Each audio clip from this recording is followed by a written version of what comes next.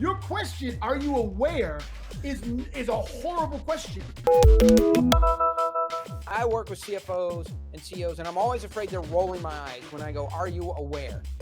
And right, and the likely answer is yes. No, okay, but notice the difference in the question. Oren, I love this. Is probably going to be the best part of the whole show. Your question, "Are you aware?"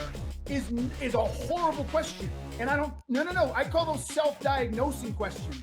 Notice the question I asked. Could you walk me through your assumptions and how you built them? One is an understanding question to understand. The other one is a defensive question to make you defend. So there's a big difference. Right. So I agree with some of the other questions, but sticking on that one, I'm always afraid when I ask a CEO, CFO, chief marketing, somebody, even if it's a small company, 7-person company, and I go, walk me through how you built these assumptions. Yep. I'm going to place that's a fair question. By the way, yes. If you're listening and you think I'm pushing back on that, I'm not. I would ask that all day long. Walk me through.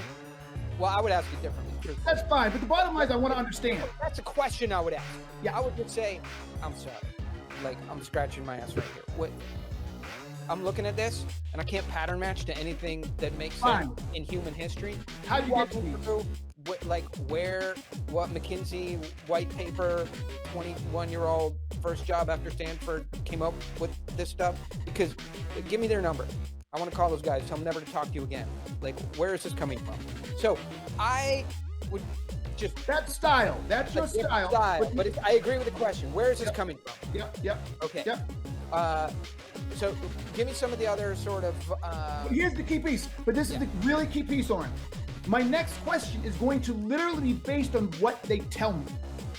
And I have more examples, tons of examples, is once people start telling you how they come up with them, I listen very intently and then I ask the next question. Okay, did you consider, I'm making this shit up now, we're going to go off on a random, but did you consider in these numbers that the current growth rate in new accounting organizations is only 2%? Were you aware of that? Right? Or did you take into consideration that? Now, what do they think they're going to say? No, we didn't. I got you. So I take my knowledge and I ask questions to see where their knowledge is. And that's how the gap starts to be defined. So then this is the key piece, Oren, and it's really hard for people. And I love your concept about it's fucking, what'd you call it? Rocket science or something. But once they figure it out, it's brilliant, is I then use your words, your statement, your assessments to my questions to guide you and show you where you messed up. And then they come back and you can't get mad at me because you said it, not me. You said it. If you're planning to become a deal maker at this level, make sure to join the Daily Dealmaker. We get into one little piece of this daily. And so you're just stacking and stacking and stacking these tools and tactics and strategies until they come out of you as naturally as they come out of me and the people that I work with. Add the tips, tools, strategies, tactics a little bit every day. And by the end of a year, be a totally different, new, improved person and a very strong deal maker.